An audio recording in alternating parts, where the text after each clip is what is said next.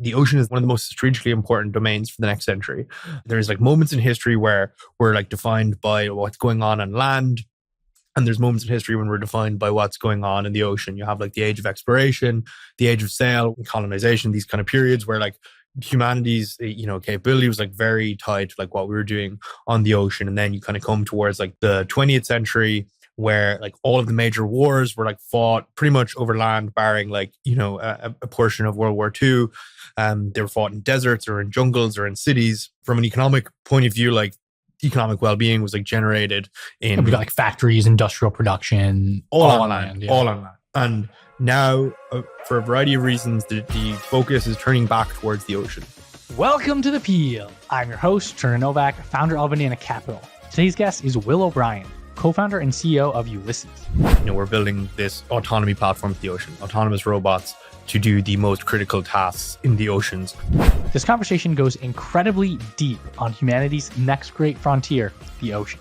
The ocean makes up over $2.5 trillion of economic activity, considering things like fishing, aquaculture, shipping, mining, communications infrastructure, and defense. 1 billion people on Earth rely on it as their primary source of income. 3 billion is their primary source of protein, covers 2/3 of the Earth. It's a big deal. We talked about Ulysses' first product, restoring plant life in the ocean. Seagrass is 35 times better than rainforests that are removing carbon.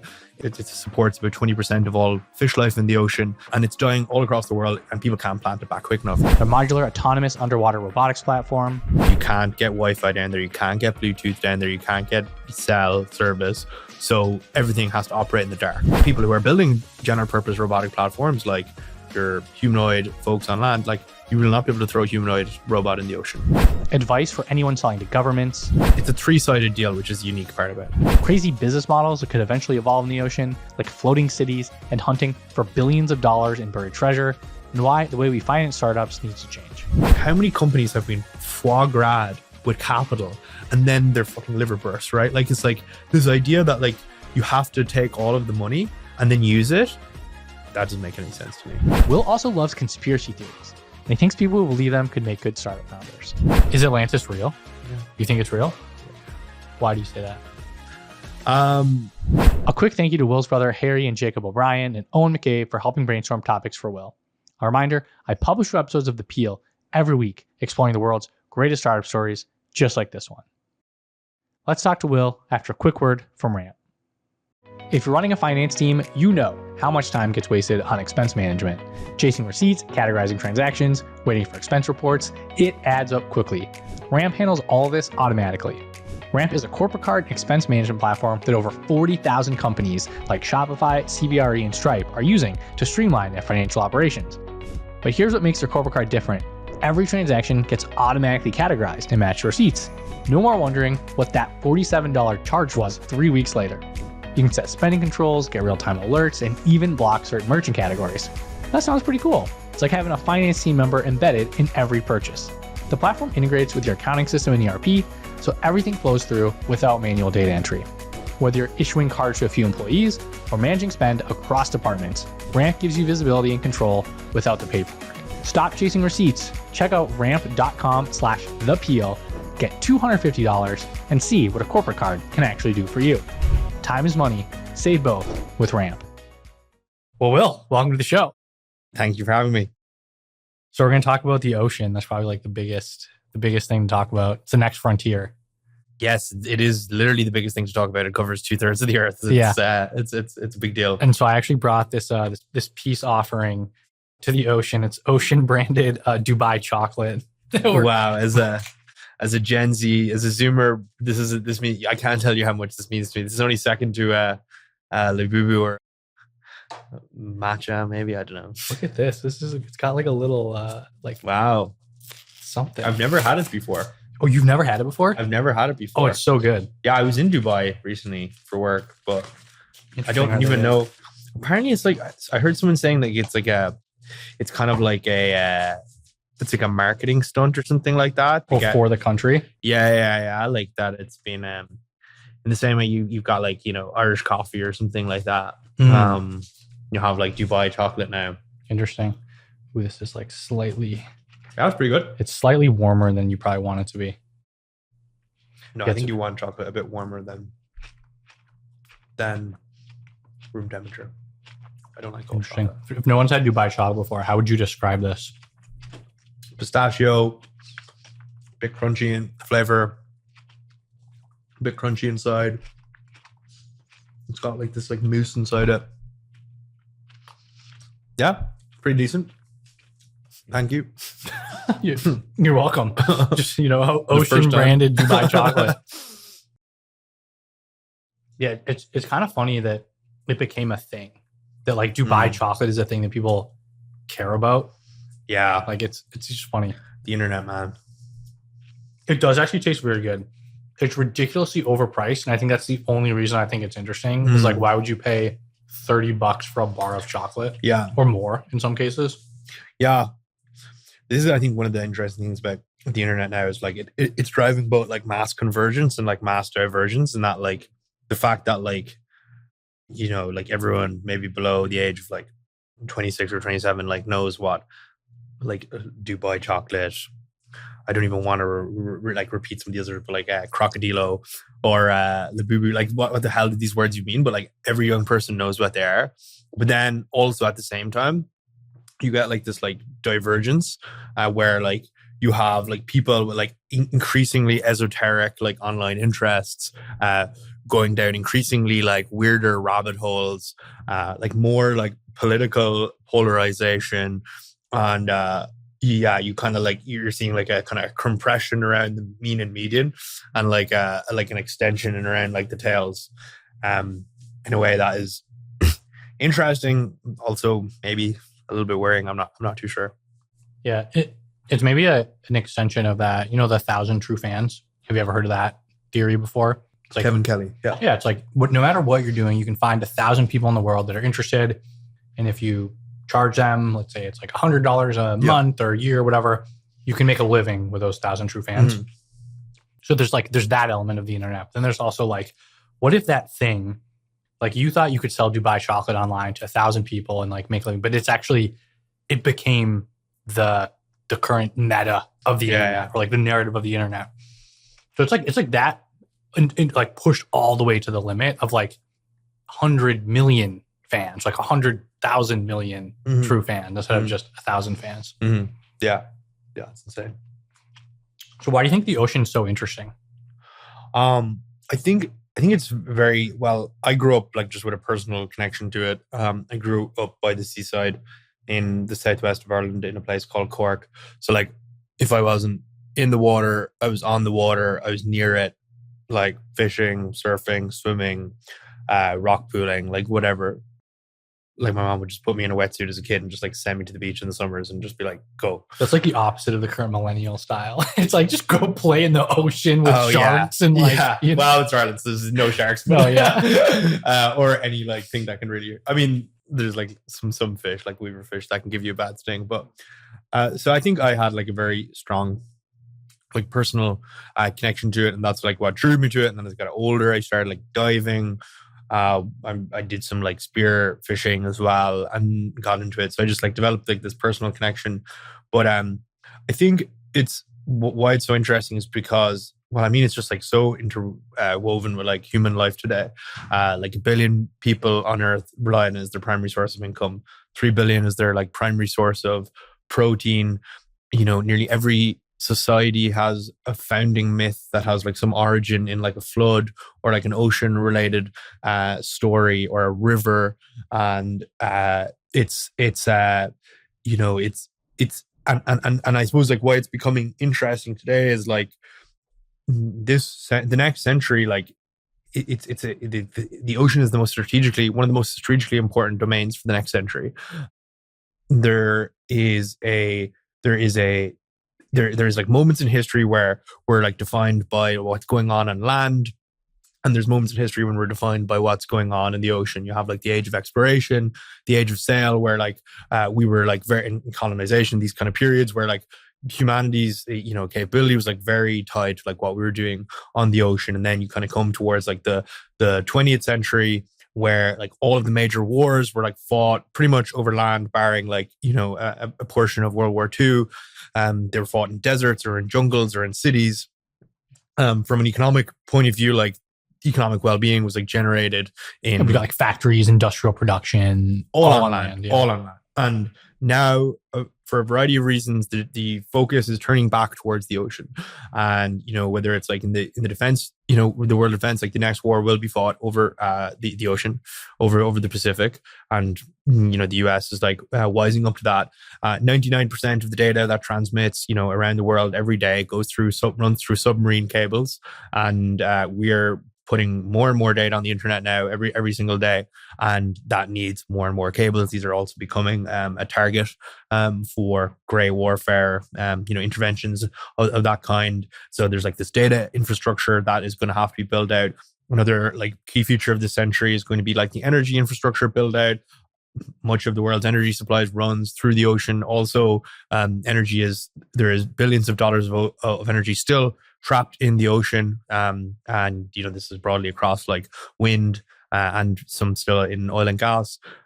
If you look at minerals, like there is billions again of minerals like stored in the ocean, and that is going to be another critical. So like and then like you come to like the kind of the climate question for the next century, and like the ocean is the world's largest natural carbon sink. The ocean is the greatest source of biodiversity in the world. So if you like look at what like the next century is going to look like, it's going to be like these like raw materials, like minerals, energy, data, climate, biodiversity, and all of these things like have like the ocean as like its primary domain. And I think they're giving like really strong tailwinds to like, okay, now this century this is going to become a more important domain. And like that's kind of like brings us to like what we're doing like we want to be this kind of infrastructure layer for this like oceanic century. And okay, so can you explain that a little bit more? I've heard you describe it as the read and write layer of the ocean, which could sound, it's one of those things where it sounds like super slick and can be like, oh my God, this sounds incredible. But it also could be like, what does that even mean? So if I'm not familiar with any of this. Yeah, in very simple terms, what we do at Ulysses is, we're building this autonomy platform for the ocean, autonomous vehicles, autonomous robots to do the most critical tasks in the oceans, tasks that today are done too slowly, too costly, or are just like, in fact, just not being done at all. So to do this, we build an autonomous underwater vehicle called Mako.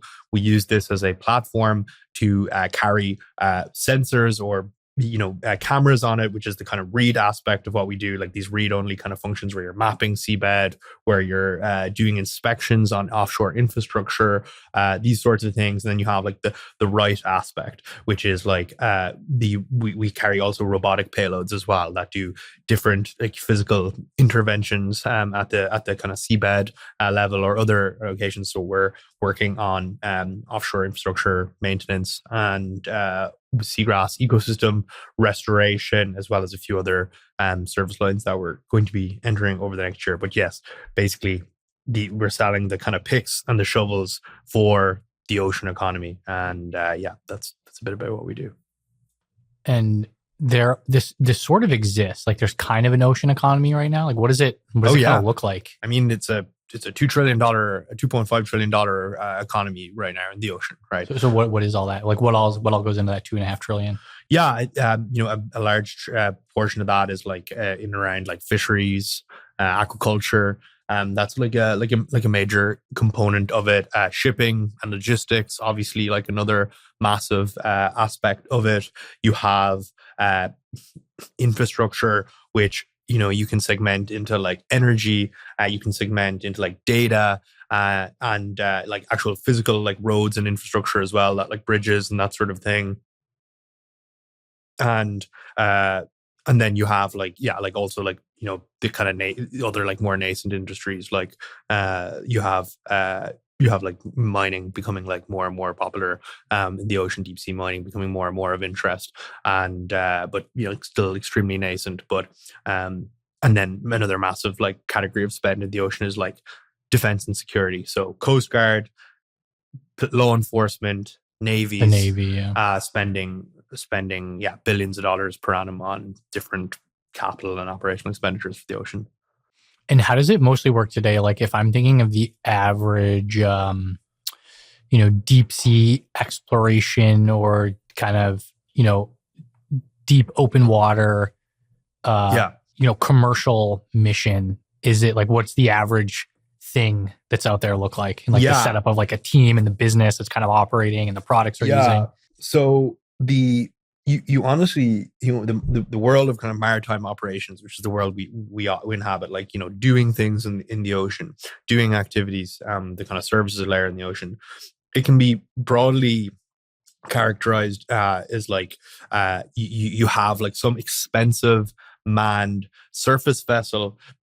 These can have operating, like, so let's say you want to do the inspection of a subsea cable in the off the coast of California.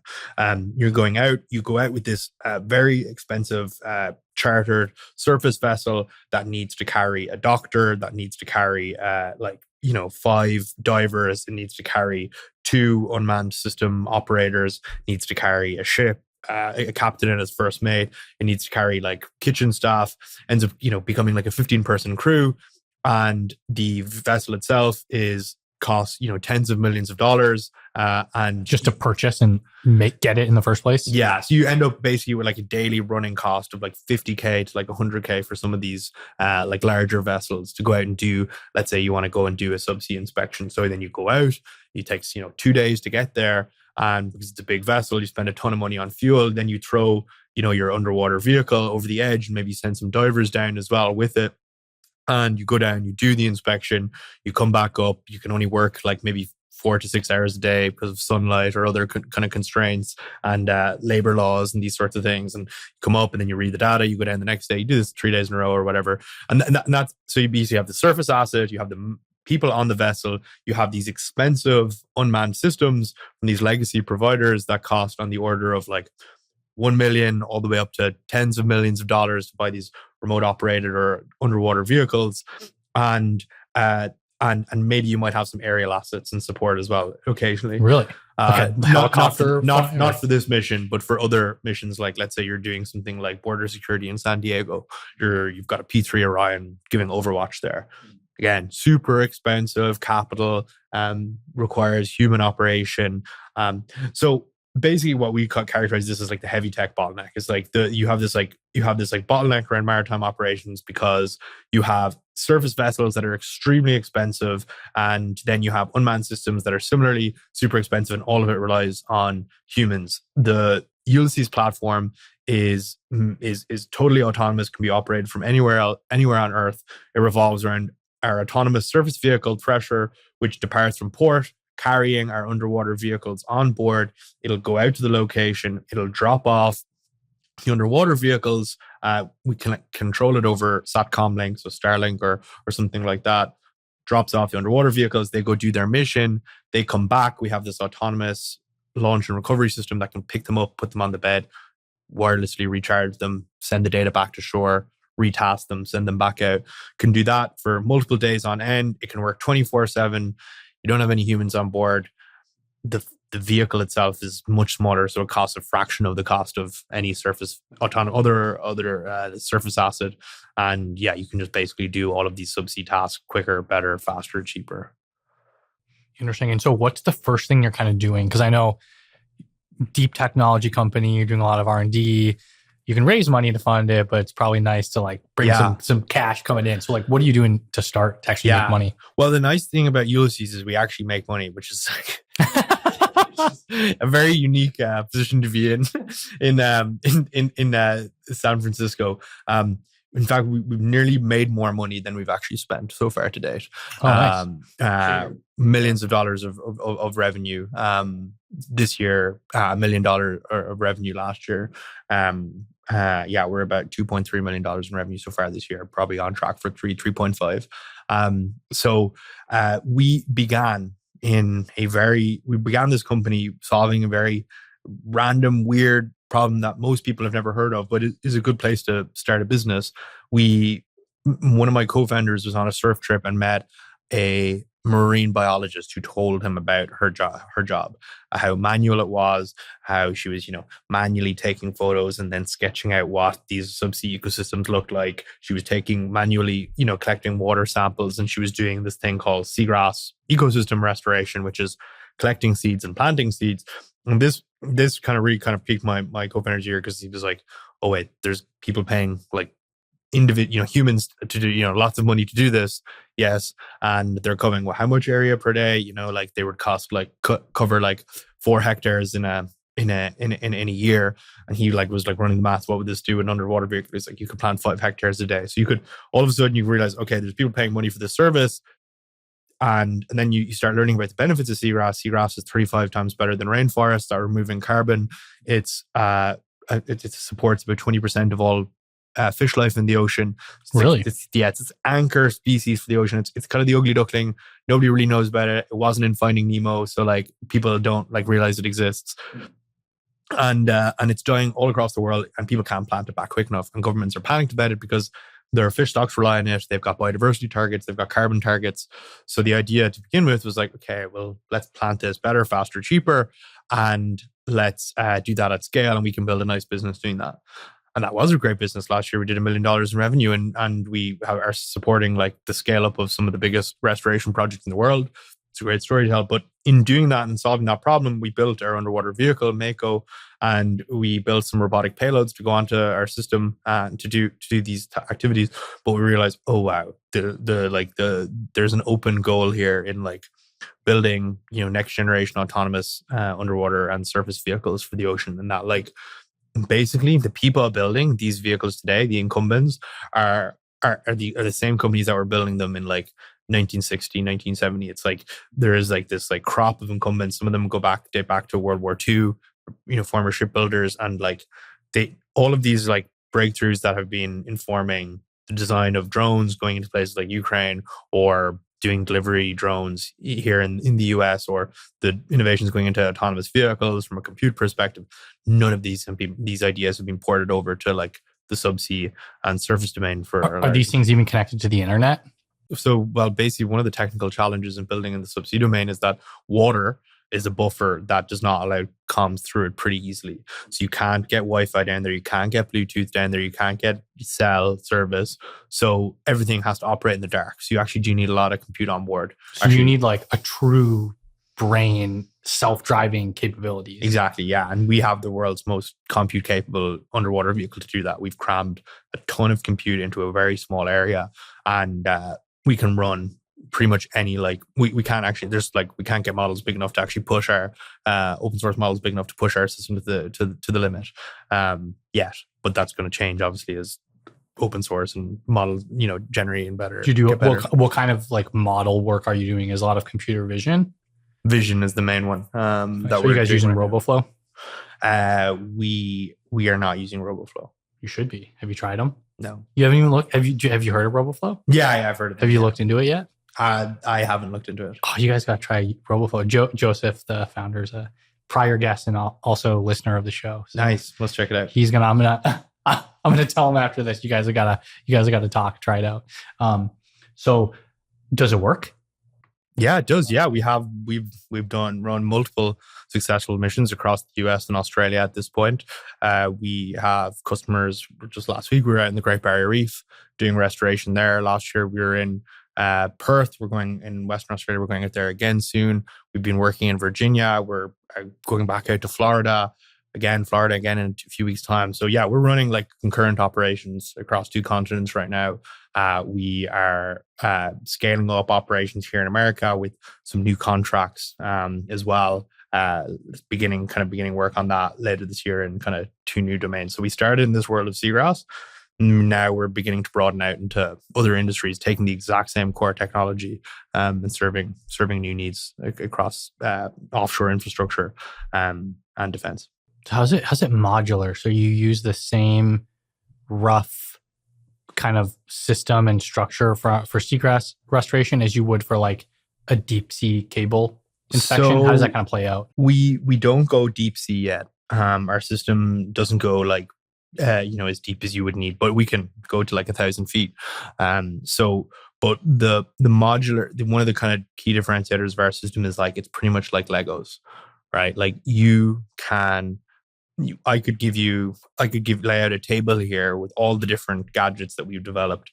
You could put them together in any configuration you want, and you could customize it for your mission type. So if you want to run a 72-hour long, subsea cable inspection, you just take 2 of our longest battery tubes. You would put them together. Oh, because it's long, that means you need an internal thruster. You put the internal thrust module in there for stability. You put a brain on here, and then you put our nose cone, and then you put our rear thrusters. And it's like, oh, you actually want to go like really fast. Okay, then like let's swap out that regular standard rear thrust module for like a faster one. You can swap that on. Oh, let's say you want to carry like a payload that is like 100 pounds. Maybe the typical torpedo style AUV configuration is not good for that. So you actually can just take the same pieces and configure it to be, kind of like 2 meter wide AUV. So the software, when you click the modules together, the software reads what configuration I am, infers then where's center of gravity, how do I do the thrust profile for that size and shape. And so this is really good when you're at sea, because if you're at sea for multiple days on end, you might want to swap something out. You will have different mission profiles for different needs, and one vehicle you can do them all. And also it makes maintenance really nice, because you have this like ship of Theseus where like, oh well, what if my thrusters, I've been pushing them to the limit, they're gone. Swap it out, put on a new one. Swap it out. Yeah. Swap it out. So you just buy the pieces, and it's also really good from a manufacturing perspective as well, because then for manufacturing and also the rate at which we can upgrade systems, because we can be it's like software, like you can just like push an update to one part of the system, and you don't have to wait until like September when we're launching V2 of the vehicle. You could be iterating the way your brain works, that thing way quicker than, mechanical innovation takes a lot longer. So your thrusters might have 6-month innovation kind of like, windows cycles, but this you could update this every 2 months or something like that. So every day probably, I'm assuming. Yeah, exactly. The models, well, you can push that over the edge anyway, but over the air. But so it's really nice from keeping the system fresh and keeping innovation going, but also just like from a manufacturing point of view, you're just pushing out like small little widgets, and it makes the manufacturing line really nice and clean as well. You said is Jamie? Yeah, one of my co-founders. Yeah. So he came across the idea for seagrass restoration. So it kind of sounds like you're doing forest management almost in the ocean, like the equivalent. Yeah, pretty much in the ocean in a way. Yeah, okay, that's part of it. And so he came up with this idea. Were you guys all kind of working on a company together? Were you friends? Like, how did it kind of become a company? Yeah. So one of my co-founders, Akil, was kind of like the central node for the team. And he like lit the beacon, so to speak, for all of us to come together. He had worked in a drone delivery startup in Europe called Mana. And he worked there very closely with Jamie. They were 2 of the first engineers there, and built out their kind of R&D team together. And so that's where Jamie came from. Akil worked on Hyperloop or Neuralink or something? He led, so how I met Akil was Akil led the Irish student Hyperloop team, and the team did really well. And I think there's like a picture of him online, like showing something to Elon or something. Yeah, exactly. They won an award for Elon, like most innovative approach. Pretty much, they just like, oh, that's cool. 1 or 2 of the parameters, they were just like, they kind of like overclocked 1 or 2 of the parameters. Took a pretty batshit approach to like solving the problem, and beat some of these like, Stanford, Caltech, and these like. They were in high school at the time, right? College. Oh, in college. Okay. Yeah, and that's where I met Akil. And I was very impressed with his capabilities. So then he went on, he worked on self-driving cars for a bit. He did some work on software. He did, and he was working then in this drone delivery company, and they were based in the same shared office space as I was when I was working at a e-scooter sharing startup. I was the first employee at Ireland's first shared scooter company, shared bike company. So we were all in the same office, me and those 2 guys. And then Cullum, which is one of Akil's best friends from like secondary school and primary school, they were good friends, and they were in a coding boot camp together.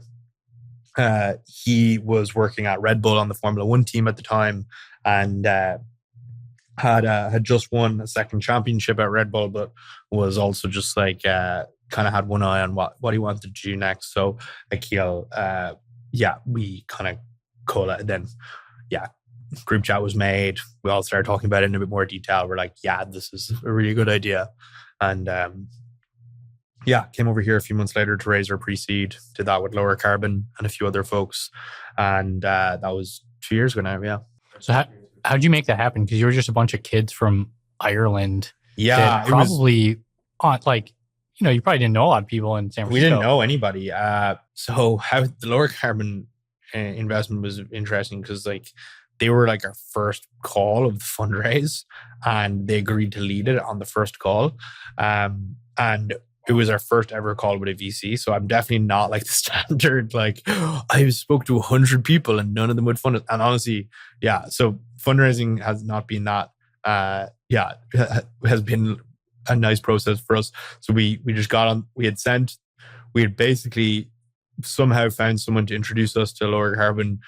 Then that lead went dry. And then we just like put a meeting in their diary, and we didn't even calendar. Yeah, you sent them a calendar invite. It wasn't even like we didn't even have this partner's personal email. He was replying to us off leads at the lowercarboncapital.com. Yeah, and we just were like, okay, fuck it, like let's just put like a meeting in the diary, and then we're just like not expecting him to turn up, and then he turns up and he's just like, I love the attitude, and like also I love the approach, and yeah, like they had seen like I think they had seen companies being built like this in the terrestrial domain, and like drone seed and other people trying to build like technology for reforestation. And that was still when we were focused and they thought that would work in the ocean as well. And that was kind of, I think, what got them excited. So we did that. We got that wrapped up pretty quickly then with them. But yeah, that was how things started. And yeah, we just hired like one engineer a few months later, and we're 5 people pretty much for like a year and a half of the company. We kept it really lean, did like all like our $1 million in revenue last year off a 5-person team. And only this year have kind of started to scale up the team a bit to about 15 people now. Was that intentional, or was it like, did you suck at hiring and no one would join you? Like, what was there? Well, part of it was the fact that we were in Dublin, and we were, since we started the business, going to move over here to San Francisco. So there's only some people you want to hire when you know you're going to be moving out of Dublin. But it was also just like a good forcing function. And honestly, the one person we hired, Dylan, he's a complete tank, complete beast, and probably the output of like 10 engineers. So it's like, yeah, and it was good. And then we moved here and hired 2 to 3 people initially, but now we're up to about 15. Yeah. You talk about like a couple ways to potentially make money in the ocean. What do you think makes the most sense for Ulysses? Like, short, medium termish. Obviously, there's seagrass restoration. I don't know how big that can be, but like, is there like a second act that's coming up? Yeah, for sure. I think like that domain has been very good to us. As I said, $1 million in our first year, on track for 2 to 3 this year off that alone, as well as other businesses we've started to get into. But I think in the long run, like 2 of the main areas where unmanned systems are purchased right now, or at least they're leveraged for services, are the world of offshore infrastructure. So again, that's data, that's oil related, mining. So yeah, natural resources. It breaks up into like data infrastructure, so submarine cables, and the monitoring, maintenance, protection of those. Then there's like energy infrastructure, which is like wind, which is like oil and gas, mainly. And then yeah, they're like I think 2 of the main ones in the kind of offshore infrastructure space, and then like the world of defense. And these are both kind of 2 markets now that we have customers in, and we're working with them on a variety of different kind of use cases there, but with the same core platform that we built for seagrass. So it's the idea that like we've built something that again can be adapted for nearly any situation. It's a very general purpose vehicle, and I suppose like part of our like approach is like you have like a lot of it as well is focused on the right capabilities, the ability to physically manipulate the environment in the ocean. It's only so much to just like sense in the ocean. You need to be able to do physical manipulation to do some of these more harder kind of frontier tasks in the ocean that current systems are just not good at. They don't have enough degrees of freedom. They're not nimble enough. And then the people who are building general purpose robotic platforms, like your humanoid folks on land, like you will not be able to throw a humanoid robot in the ocean. There is still. You don't think so? It would break. Take a tanker out. Just have like 10,000 humanoids jumping in. None of them are waterproof. Down to the bottom. And also, humans are evolved for land. Yeah, where they're not evolved. So like that form factor is like not. There's no benefit it conveys. So you need to be something that's more like a dolphin or more like a shark or whatever. And that is like where we want to go in the long run, is like being this general purpose form factor for the ocean, just generalizable platform that can do any task in the ocean. Do you need like arms to come out and like manipulate? It depends on the task. Depends on the task. But yeah, like another factor about what we've built as well is like we've built this like underwater vehicle to the same spec that you might buy a vehicle for 250K to $1 million. We've built it for, we can sell our base model at 25K and make money. And then better product too, would you say? Way better product. And the purpose of that is people would be like, wow, you're leaving all this like margin on the table. It's like, no, we're actually not leaving that much margin on the table, but we're playing a volume game. We want to be churning out millions of these units every year. So there's like trade-offs we make from a design perspective, and that like our vehicles maybe don't have like a 10-year life cycle. But like you don't want a 10-year life cycle when the tech is advancing this quickly. And also if you have something modular, well, if you want to just like replace something, you can replace it pretty easily, right? So we've just taken a very different approach to building underwater vehicles than like pretty much everybody else out there. I think it's kind of interesting just thinking about the ocean is like you think of space as like this unexplored frontier, but I'm pretty sure this is true. I don't know if I'm getting the percentage right, but like we know more about space than we know about the ocean or whatever. Like I'm sure we've mapped more of the surface of the moon and Mars than we've mapped of our subsea domain. So there is hidden archaeological treasures. There are species of fish and other subsea creatures that we do not know about yet. Probably some hidden like materials, like probably like new periodic table elements, discoveries down there. Yeah, there's new biological compounds that could lead to cures for any disease on Earth. There's like a mythical minerals, energy source or something. That would be cool. That would be cool. Like there's like a hidden like crystal in the ocean that could like kryptonite. It's like the power of the sun, but it's like, in like a little crystal packed in like the bottom of the ocean. Well, that's atomic energy, I suppose. So maybe there is like radioactive compounds in there. But like one thing that we say is like there is like billions, if not trillions, of economic value trapped in our oceans. There's like the equivalent in cultural value and scientific value. And we just need tools to get it out. Is there a spiritual connection with the ocean, either humanity or for you personally? Yeah, for sure. I mean, there's a question from Owen at Intercommon Finn. Oh, yeah. He wanted me to ask you about this. Yeah, I think for sure. I think anyone who like has closed their eyes and like lied back on like a soft like body of water with like the sun on their eyes, I think will say like you feel that heat. You can feel it, and you're just like there. You hear the waves. You can feel the waves crashing. And the water you're touching just there is like the same water some kid in the Indian Ocean on the other side of the world is touching. The same water that like someone like on the South African coast, the same ocean that like an oil rig worker in the Gulf of America is touching. It's like it's all connected. Like the first humans who walked the earth also touched this water. Yeah, it's like the exact same. It goes up. It comes down, it freezes, it melts. It's all the same.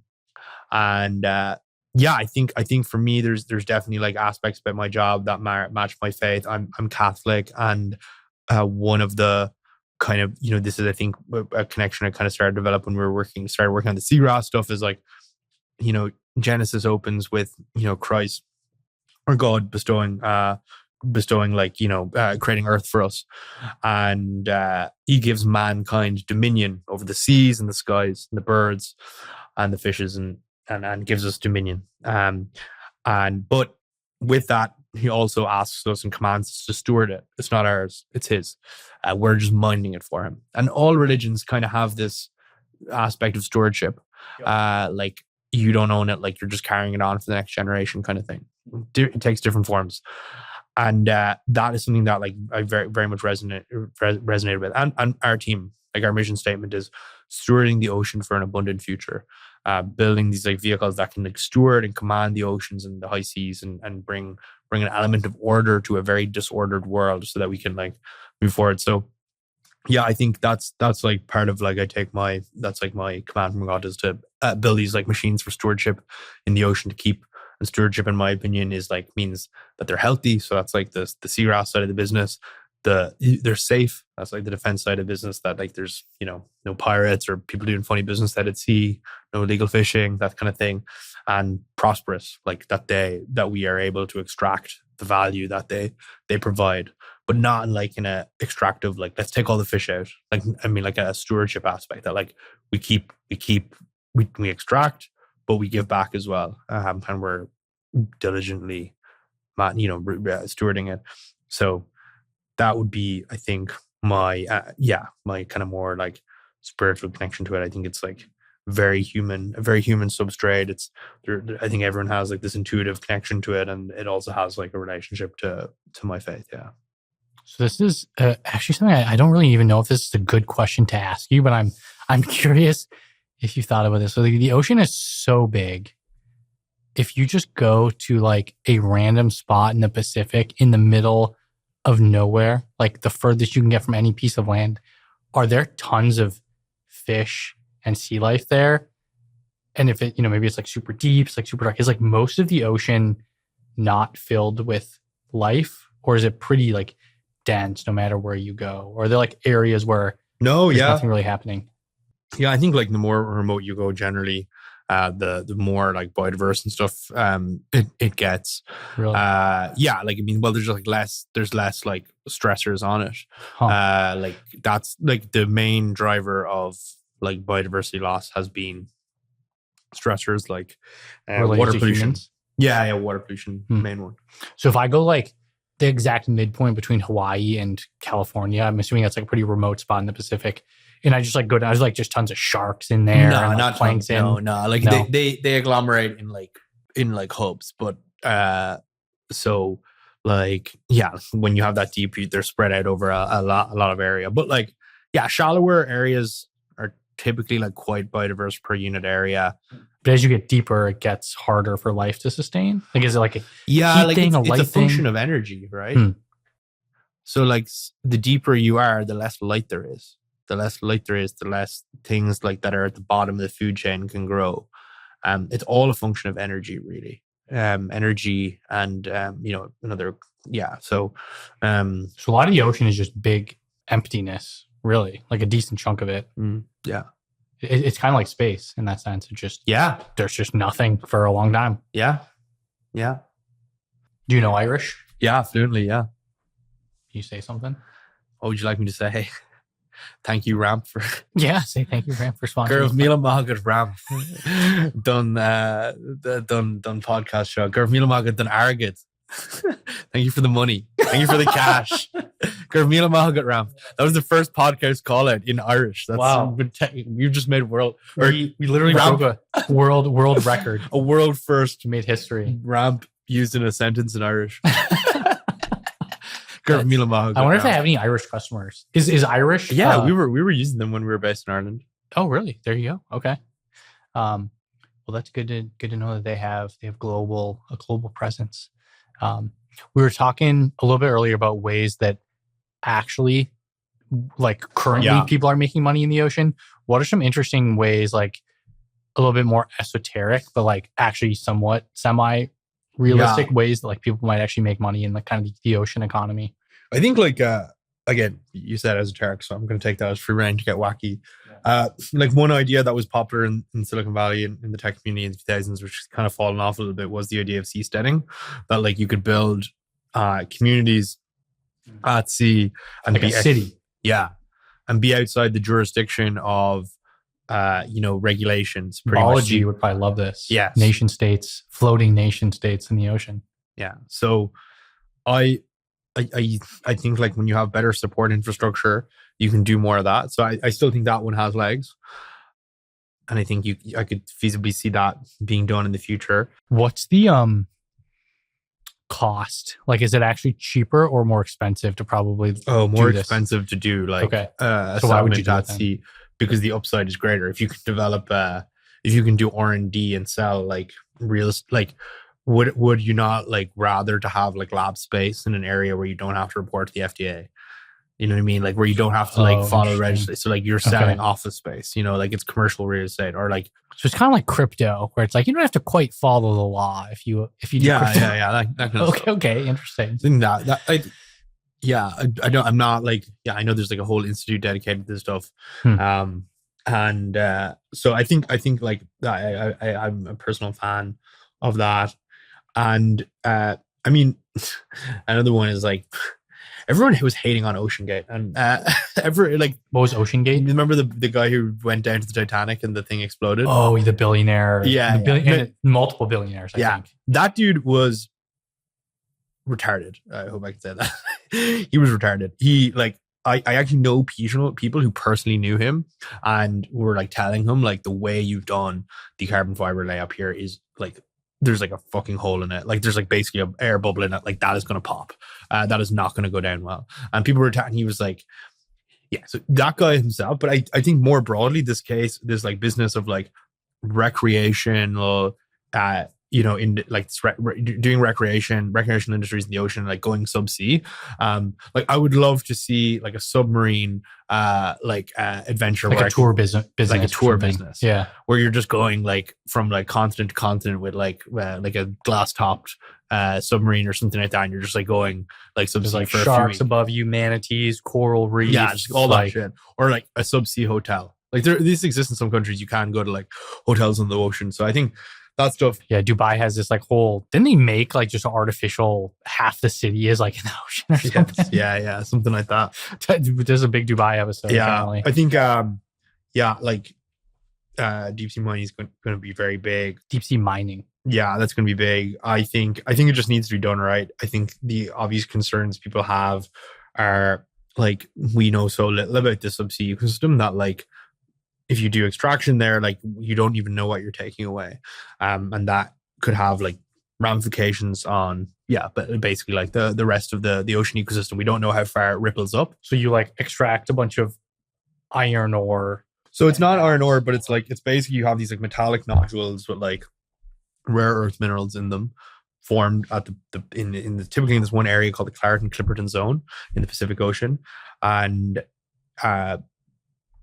there's companies now sniffing around, like the metals companies, others that want to go in and extract that and take out these nodules and bring them back to surface and extract the minerals from them. So it's like hunks of rare earth minerals. They're like that size, like like the size of a fist and bigger, and they're created around these vents where you have the mineral coming out of the ocean, and then like high temperatures, and then they cool on the outside, and you have these reactions. You get these nodules. So the concern of people in ocean conservation, which is extremely valid, and I agree with them in many cases, like you need to understand what's down there first. There's two ways they're looking at doing extraction, and I think if they do pick and place rather than this kind of vacuum system that like they were initially looking at, which is like we're just going to vacuum up, but like that could take up anything else at the bottom and it would just kill it. The other option is like using a robotic implement to just pick it up, literally pick up the stone, and like pick it up and put it in your basket and go up. And honestly, even just from like an engineering perspective, it's much more efficient to do the latter, because think about like if you're going like 6,000, 8,000 feet up, right? Think about the amount of energy it's going to take to move something 6,000 against gravity with the down pressure of water on it. It makes a lot more sense to move something physical, like something solid that, and like you don't have this 80% of wasted transport, and you're not causing this biodiversity damage.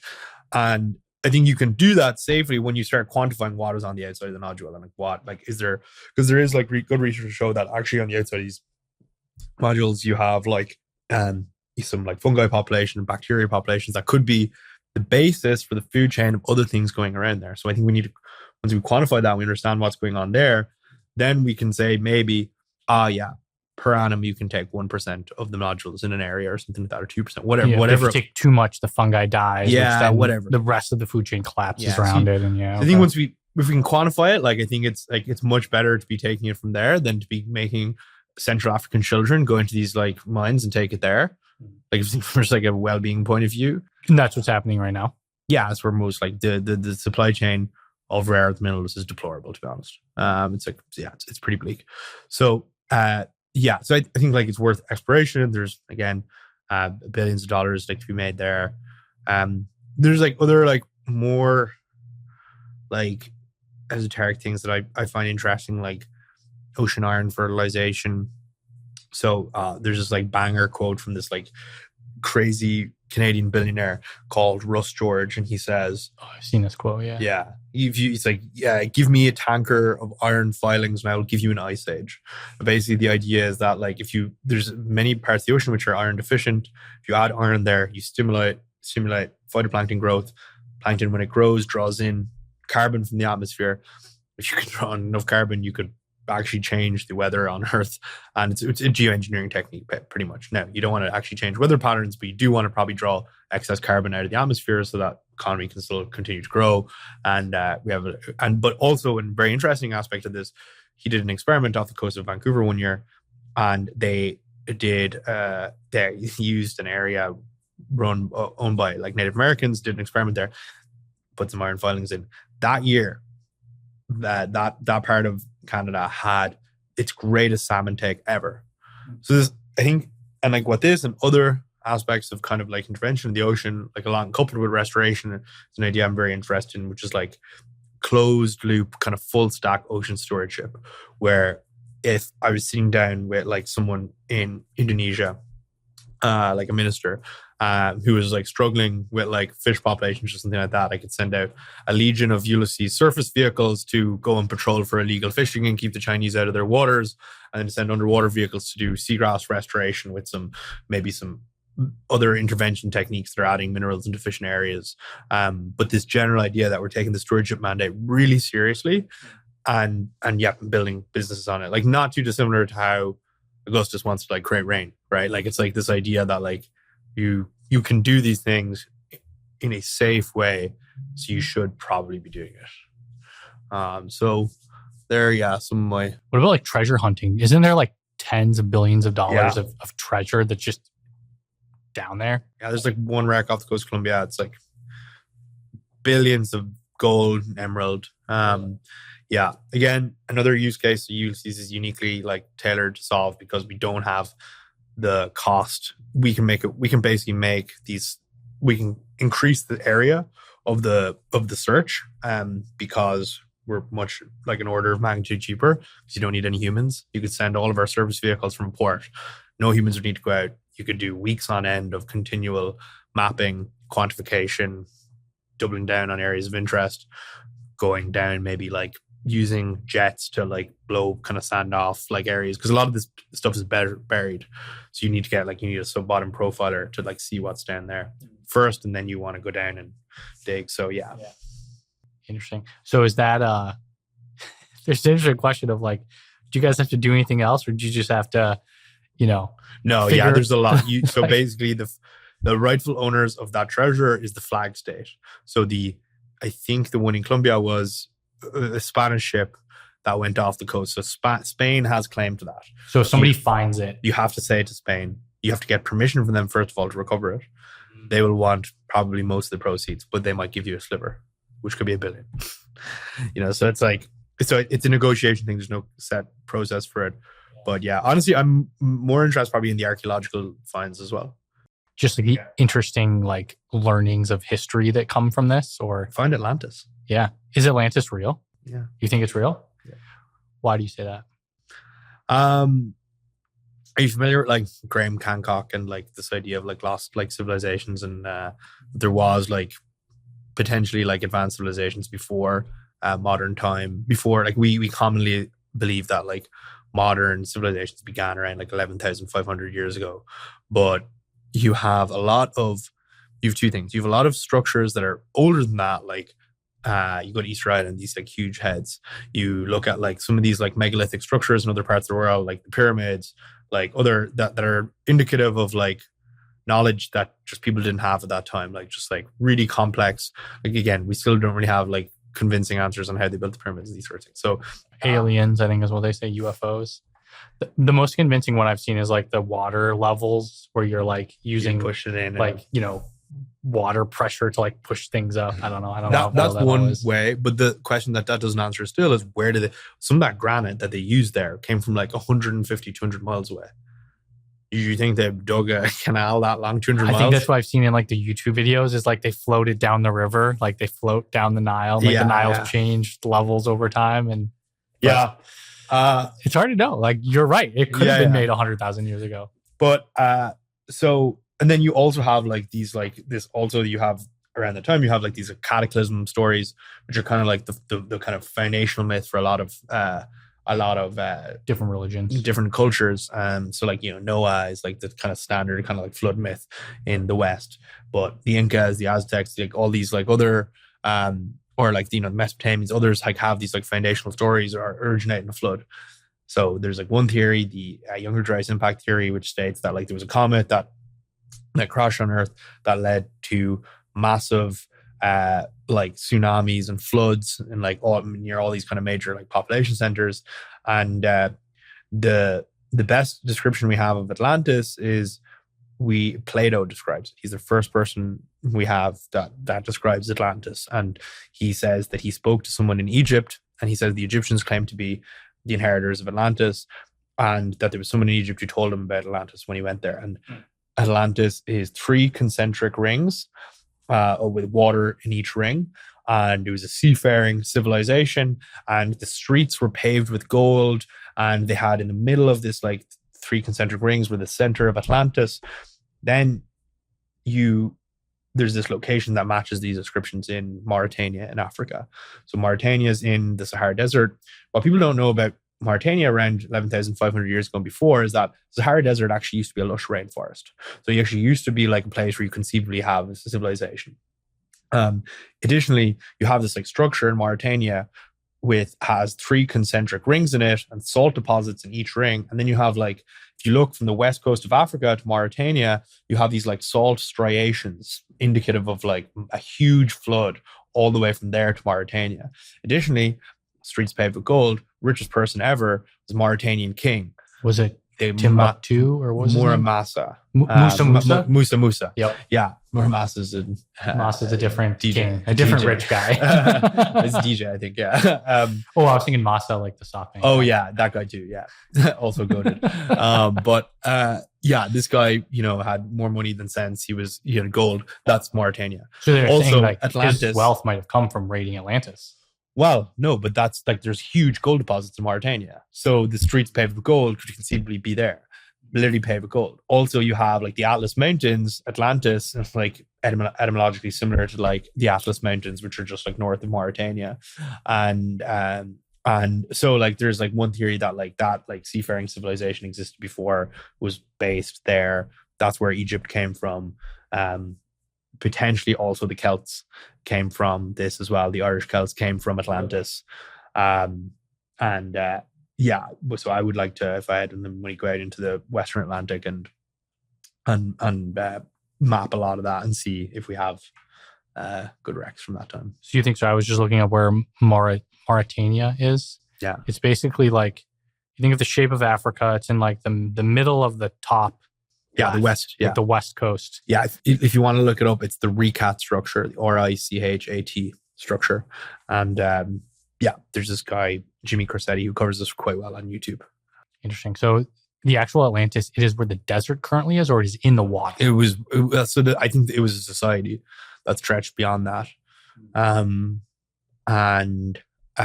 But yeah, I think the kind of center was there. Interesting. Well, we could do digs there. We could there hasn't been much archaeology done on that side.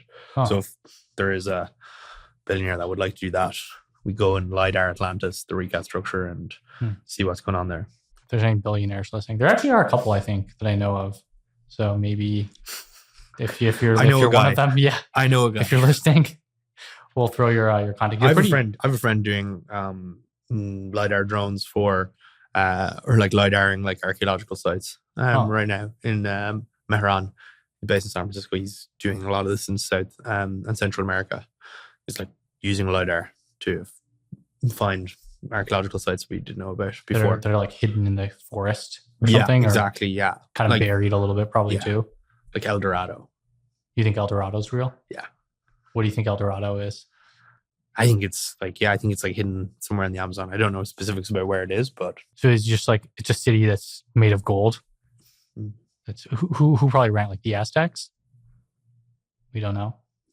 Did the Spanish build it, or did the I think it was natives? before that. You think it was before I that? think that Okay. was before that. Yeah. Interesting. I know you're a pretty big believer in conspiracy theories. What is your favorite conspiracy theory? One I love right now is aliens are my favorite by far. Okay, just the aliens exist.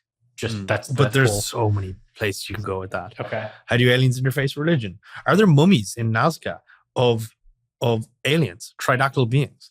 Is there is the US government doing reverse engineering programs on craft? Are they in the ocean? Are they are they unidentified? Are they subterranean? Are they future humans? Are they there's just I sometimes call conspiracy theories like astrology for men. It's it's kind of this fun thing to think about. Not really sure how much of it is real, but it's fun to think about.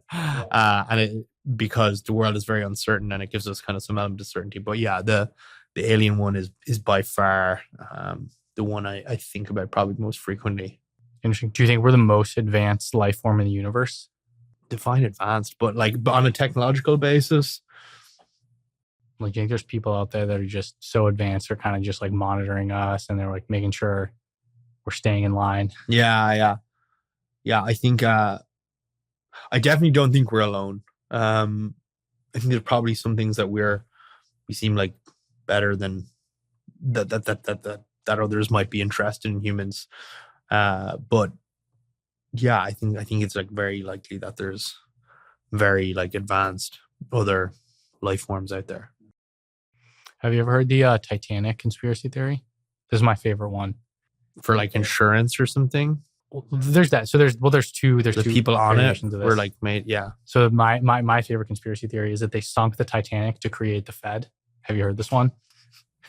Okay. So there's one element of it is the guy who owned this other ship. It was called the Cornucopia, I believe was the name of it.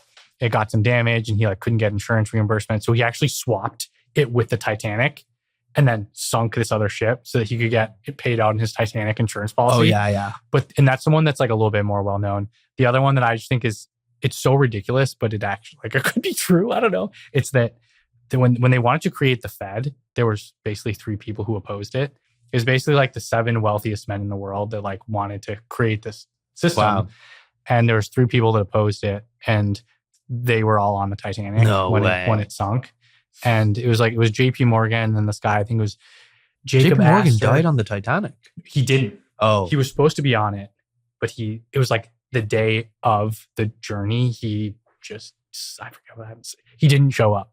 And these other 3 guys, 3 of the wealthiest people in the world, were on the ship. It sank. They died. And those were the people who opposed the creation of the Fed. And there was then no resistance to create this thing. And control the world's money supply, basically. Interesting. And so it's one of those conspiracy theories where you're it could be real, but there's no way to actually prove really at the end of the day that. Well, who runs the Federal Reserve? The lizard people, the aliens? Irish. Oh, the Irish. Lucky Charms and the gold at the end of the rainbow. That's that's hidden messaging, subliminal messaging. Oh, interesting. The leprechauns, they're Irish people. They're in Fort Knox. We're looking. There's my favorite one. If you look up 4chan Hibernian conspiracy, it's this theory that the Irish run the world.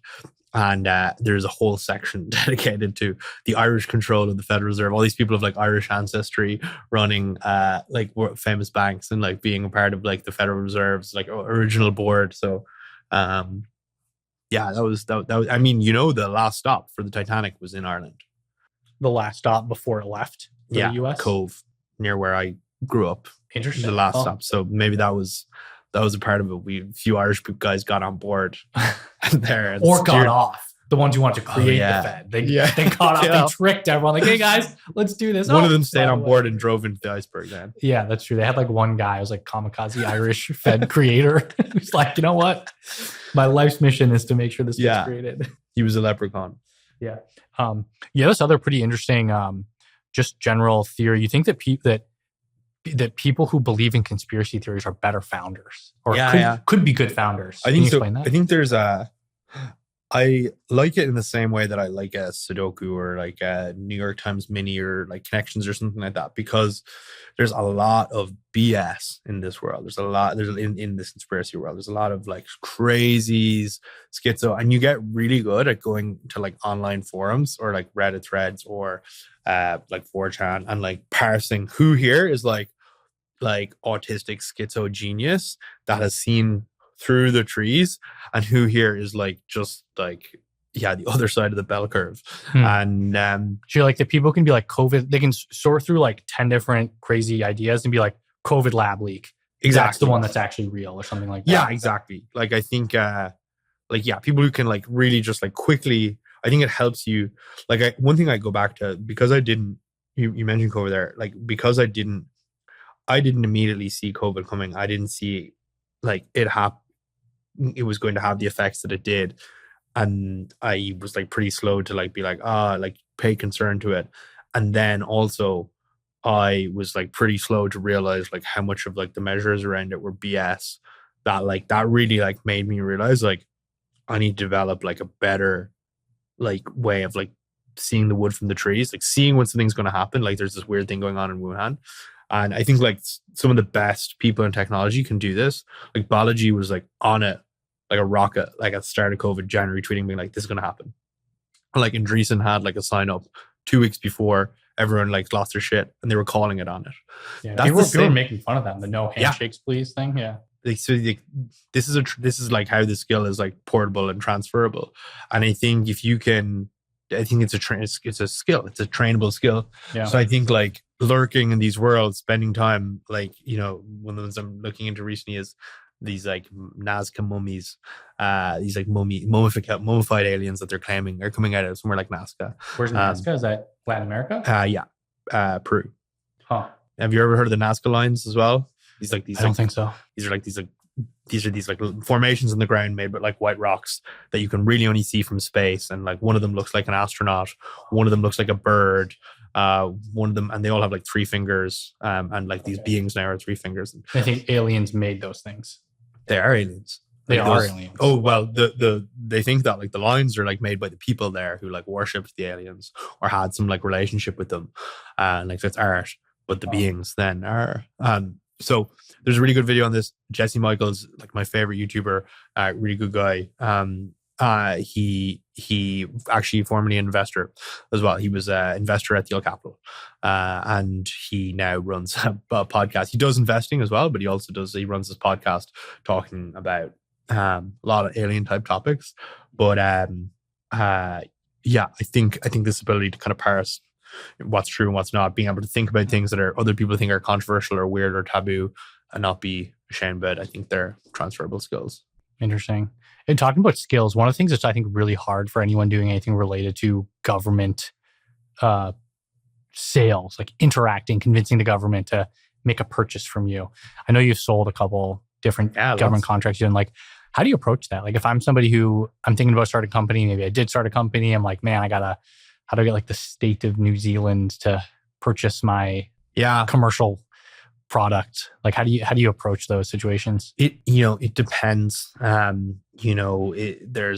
one playbook for like doing things in a military domain. There's another one for like local government, another one for national, another one for like state agencies. These are all agency like types of playbooks I've run before.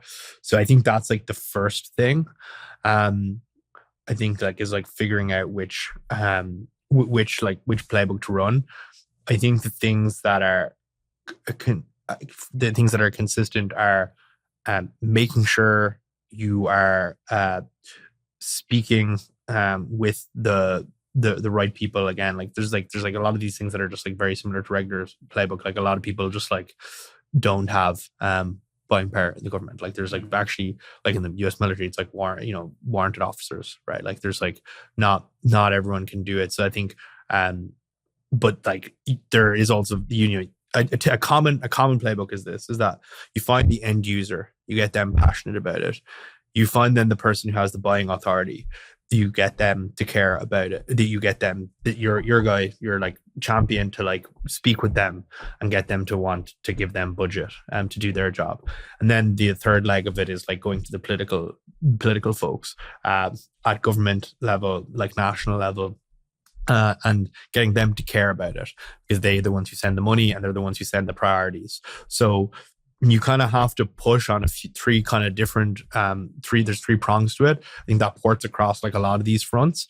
And so you have like a bit of lobbying, you have a bit of kind of like low level building up your champion, and then you have your other person, like their boss, basically, that can like control the money supply. And you kind of have to play all these three kind of off of each other. But it starts again fundamentally with getting the end user, the person who is responsible for, if you're selling like a autonomous, steamroller. Seagrass. It's the person who is like, their KPI is that. Then it's like the person who owns that overarching marine biodiversity strategy or marine, conservation strategy. And then it's like the politician who needs to get votes from the local fishermen and getting him passionate about it, getting him to be like, yeah, you need to add a $2 million line item next year. Like you're going to get 3,000 votes if you support this thing. Yeah. And you have to run three different kind of things, instead of just being like, this is my end user, my buyer, and they just have to convince the CFO. There's like more parts of it. And also it's like a lot of it is like not monetary. Like you're not convincing someone about ROI. You're thinking about like what is the published strategy that the manager needs to meet, and or requirements or whatever, and convincing them about that, votes, and then just getting them excited about your product. Yeah. So it's probably like there's some parallels to selling like a traditional software deal, like you're a champion, owning the budget, perception around it. Yeah. But it's like maybe more from a, it's a three-sided deal, which is the unique part about it. Typically, is like that. And I found actually in my career, that's what I've become very good at, is like multi-sided deals. What do you think when you say you've gotten good at it? Is there something a lot of people get wrong on that? Like, do they forget about one of it? The people think you just have to sell to one person. And actually you can make deals move faster when you have multiple people on board, because you can, like, let's say there's one person with the money and there's one person without the money, but they have credibility. And then you're the person with the product, but you don't have any money, you don't have any credibility, right? That's the startup, right? So you partner with the person with credibility and you say, hey, you want my product, you don't have money, I don't have money. Buy the product, you have credibility. Let's go talk to the person over here who has money, and then you have then product and credibility. You go there, you get the money. Three people are happy. That would not happen if I went to that person by myself. It would not happen if I went to them. But because I was the person who brought everyone together, we got a deal done. Win-win-win. We're around the table and everyone gets what they want. They get credibility, you get money, they get a product. And these kind of complex multi-sided deals, sometimes you have like an independent arbitrator in there as well. Like, I think that's where I've kind of like developed a bit of a niche. Most deals I've done have typically been something like that. And what's the go-to-market look like for that? Like, do you have to host a lot of events? Do you have to do a lot of podcasts? Do you have to like write a lot? Do you have to make TikTok videos? Like, how do you make that work? For us, it's been a lot of outbound. It's like, because you're trying to, because like this, the other worlds we work in are like not like, they don't have like, they're like pretty small. It's like been conferences where all these people in the world who care about this problem are there, and like outbound and like partners like that can do intros to us, warm intros to us. They have been the ones that have been like most effective because they're typically small. So like with a small advisory board, you can probably access all the people you need to get. So you, I think one time you wrote a letter to an Irish billionaire. This is a while back. That's how I got my first job. Well, first real job. I was always working in college and high school or secondary school. But there's this Irish billionaire called Dennis O'Brien. No relation, unfortunately. But he got his first job by sending a letter to the founder of Ryanair asking him to be his personal assistant. And I did the same. And I didn't get the personal assistant job, but he rang me up a few days later. I wrote him a letter because I was like, that'll strike a chord with him. Yeah. And in fact, the strategy is very good. Writing letters to people we got. So this is a literal physical I wrote a letter. Print out? Or you handwrite it? Yeah, and just send it. And in fact, we hired a brilliant intern at the start of this year who did this to me after hearing I did this on a podcast. He's very quickly was moved up to full timer and is, very, very good member of the team. His name's Jack. So this is a good strategy if you want to stand out in a world of slop. AI slop. Yeah. AI generated emails with the 3 follow-ups. You need to be letter maxing. You need to be maxing. with a quill and a wax seal. Yeah, like wax. You need to buy one of those. I actually think we have one of those. The blood of an enemy. Like I think our family has A family seal. a wax seal. Like my wife got it as kind of like just a fun thing. Yeah. But like we have actually wax sealed things So before. I send this letter to this guy. He rings me up on the phone a few days later. He's like, "You're not becoming my personal assistant. You're 19 and and you need to finish college. And also I travel a lot and I don't need a 19-year-old right now." It's like you're gonna probably be a big nuisance to have around. Yeah, exactly. Yeah. Like so, but he was nice enough to give me a job in his company. He has a large telecoms business across Asia and the Caribbean. And he gave me a job in the Caribbean, and I worked there in the Cayman Islands for a summer, doing like kind of data science, business analytics for his company. And it's funny, like first week there, they all thought I was his son because I had the same surname and I was Irish. Oh, I was given fair. a job, Just a Nepo hire. I was like, and then like the Friday they were like, they're so nice to me. I was like, they're all being so polite. I love Jamaica. I love Caymanian people, and they're like, "What's it like having Dennis as your dad?" And I was just like, he's not my dad. They're like, "What? Fuck." Yeah, fuck you. We hate you now. That was then they went back to island time. That's awesome. You also had another interesting. You've lived with monks in Nepal for what? What's the summer story there? Yeah. So my college had like a year where you can do like an internship, and I worked at KPMG in consulting. Oh, nice. It's a very No. well-meaning, like good set yourself up type of job. I like. I'm sure your college counselor was happy you had that role. They were probably happy. I was like, this is the most depressing and bleak environment I've ever been in my entire life. I think the life unlived is the biggest tragedy. And I was like, the life unlived. So the missed opportunities. Not going whole hog, not going for it. I think that is infinitely more sad and tragic than at least trying something and failing. And you know what? It's fine for most people. Like you can do that. You can get your 9 and like they will be happy doing that. I will not. I was very unhappy, and I was just like so shocked that anyone could just have such a banal life and work on pointless like work, just like complete shite. And like you could probably not exist. Like you could never show up for work and like nothing would be affected. Bullshit jobs, like just like fake laptop jobs that like hopefully AI will automate and these people will find some meaningful work. But for me, it was soul crushing, spirit crushing, and I was having a crisis. I was like, I can not be one of these people. They're just like definitional of NPC. And it might sound bad. Like these people are some good friends. Smart people, yeah. Yeah, and like it works for them. I just knew I couldn't do it. I could not do that. So I was like, what is the most crazy thing I could do? I was kind of like interested in Eastern philosophy at the time and reading a lot about it. I was like, okay, let's just go like to the middle of nowhere and just like switch off for a summer. And I was like, where's the most, right? But we live with Buddhist monks in rural Nepal. I heard someone had done that before. So I taught myself how to teach English and applied for job, like sent a few monasteries emails asking could I like work there for a summer in return for bed and board, and did that. And learned a lot from them.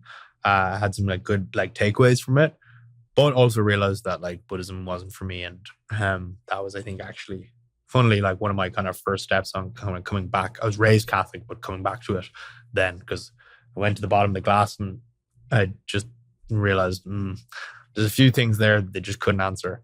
But yeah, it was a cool time. Nepal is a beautiful country. I went to visit like a lot of other Asia after that trip.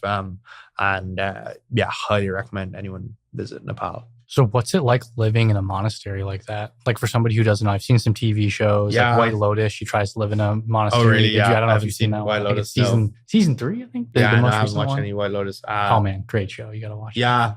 I always, when everything's, I have such a, and this is not good, but I do have like an apprehension to like watch something when everyone's talking about it. It just feels like I'm like, sometimes You're it's becoming good. a normie. Like you're I've like a compulsion to avoid those things, which is not a good instinct. I think there's many things that are vanilla which are great, like some of these TV shows, but I've never seen like Game of Thrones, or I've never watched Lord of the Rings or Star Wars, or actually like there's a lot of normal stuff that I have never been able to bring myself to watch. Yeah, I feel like when it comes to pop culture or like shared experiences with other humans, like you kind of want to do those more like well-known things because, like imagine if you watched Star Wars. No. Yeah. You haven't seen Star Wars? Or Lord of the Rings. Any Lord of the Rings. You're Yeah. you're even when I was a kid, everyone was talking about it, and I was just like, nah, I'm not watching it. Do you know who Luke Skywalker is? Yeah, no, he is. Yeah, Luke, you're not my father, or something. Like Luke, you're not my father. Or Luke, I am your father. You don't even know the line. This is like an iconic, like global film. Okay, so this is what I was gonna say. It's like I love Dune though. Like this thing, I love Dune, and I watched like Dune Prophecy like this season. I thought it was great, but like I don't know. It's weird. Like there's only a few of the. Like I watched the old ones. Like I've watched like Sopranos, right? Like I love Sopranos. Like I watched the older stuff after they've kind of aged out a little bit. But yeah, I think I was maybe I was like really just like viciously like this scarred by my experience as an intern and like strategy consulting in KPMG. I think like I was like do not become an NPC. I was like I was turbo normie, like I now have like an allergic reaction or something like that. Maybe I don't know. I mean that is fair. I don't actually watch a lot of like Netflix or movies or TV. I think it's good. I don't think it's bad. But I think that it's like if there's something where I feel like it'd be a good it'd be good to experience like the shared social or cultural context. Like I try to. Well, that's the nice thing about Twitter. Like I'm like while I may not be watching whatever these TV series, I consume Love Island. No, I consume a very healthy amount of Instagram reels. So like you're like realified like brain rot, Gen Z brain rot, all that stuff. So yeah, that's true. So you basically. Wait, what was I asked? Oh, I asked you. Oh yeah, what's it like when you live there? So what's it like actually living in a monastery? It's like, very regimented. Okay. Sometimes they'll just like randomly go on like silent retreat for a few days as well, or just like not eat. So I just would do that. I think it would go like 3 days no talking, because something would have happened, or like there was some holiday they were celebrating. You just wake up one morning and there's no classes, and nobody gave you the heads up. And I did 3 day no talking and no food. So like things like that would happen. Honestly though, like the kids there, like that I was teaching English to, like they were kind of ages of like 8 to 13. And these are local children that want to learn English? They're local monks, like trainee monks. They're training to become monks. Yeah. So like their families will put them in there at a young age. A lot of them from poor families. Like this is how you can get your child a good education, is you put them in to become a monk. Some of them actually don't want to become monks. Like they're there, but they secretly have a girlfriend outside the school and stuff. Yeah, so like pretending to. I mean, I think it's actually common in every culture where it's like you kind of do the thing that your parents. Especially if you're a kid, and like some people just know they're not made for the faith. Like this is not. I don't necessarily agree with this idea of putting them in there at a young age. Like that doesn't happen in Christianity. Like you don't get put on that path. It's a self-directed path. So. Yeah, I mean, but the kids were just like normal, like kids. They got their like phones on a Sunday and they just wanted to play PUBG, like a free Fortnite like equivalent. And they all loved like watching videos about Neymar and like these other footballers like Messi and stuff. And we just played a ton of like soccer with them. And, and the older ones, I had like conversations with them about like philosophy and their faith and stuff like that. And you were teaching them English? I was only teaching the younger 8 to 12s, but there was also 13 to 18 as well there. 13 to 16. At 16, then you go into like a university equivalent and you can pick a few different paths. You can become like a craftsman or an artist. You can become an administrator. You can become a teacher. You can become an academic. Or you can pick a life of hermit, and you can go off into the mountains and just never speak to anyone again. Wow. And so your biggest takeaway was understanding your desires and what you really wanted in life? Yeah. I had I was doing hiking Everest Base Camp, and I was thinking, reflecting a lot on my experiences there. And I realized what was important in my life. I think I one of the things the Buddhists talk a lot about is like you shouldn't desire for anything, because when you desire for something, you create a contract of suffering until you have that thing. I'm like, I'm thirsty. I'm not going to be happy until I have a drink. And then you're like momentarily happy, but then you're like thinking about the next drink. So they believe that you should actually not desire for anything, because when you desire for nothing, that's one of the preconditions to achieve nirvana or enlightenment. You have no desires, and you're No always desires. happy because you don't need anything. You just are. You're just empty. You just exist. But that's the flip side of it then, right? He's like, are you just empty then? Are you But then they'd be like, well, no, there's life force running for you. You're not empty. You are the world. Anyway, I struggled to vibe with that. And I was thinking about that, particularly one day I was like literally sitting down on a rock, and I had like this download experience where I was sitting down and I was like, I get it now though. Okay, you shouldn't want for many things. You shouldn't not want for, you shouldn't just want for nothing. I think there's like a minimum viable number of desires, the minimum like set of desires you should want for. And I was like, what is that? My health, my wealth, my family, my friends, my craft. And I was like, okay, if I have those things down, my good relationships with family and friends, I've got health, I've got some money, and I've got a craft that I do every day that I give to the world, then I think I'm happy. So if one of those is not going well, then that's enough to be, annoyed. And I should be annoyed about that. And it's this like very visceral image of a rose bush came into my head. And when you like trim at that moment, there's only 2 times in my life where I've had an experience like this, where I literally feel like something was pushed into my brain. But like rose bushes, you just trim them back and you let the energy go back towards the flower. And if you don't do that to a rose bush, basically they grow thorns and the flower doesn't fully develop, doesn't get big. But if you do trim back, you do get like something. So yeah, I came away with that's one of my kind of moral principles or frameworks that I use now going through life. And I find it very helpful. And I developed it when I was over there. Interesting. I didn't know roses grew like that. Yeah. Like that's like you have to always be trimming them back. They require a lot of maintenance and care. So it's literally a bush. Yeah. There's a lot of different species of variants of roses, but you want to be cutting them back and just letting the energy redirect to one kind of the flowers. Interesting. Oh, so you have them. I know you have a note on your phone where you just keep a lot of stuff about finance, technology. Yeah. What's kind of the contents of the note? So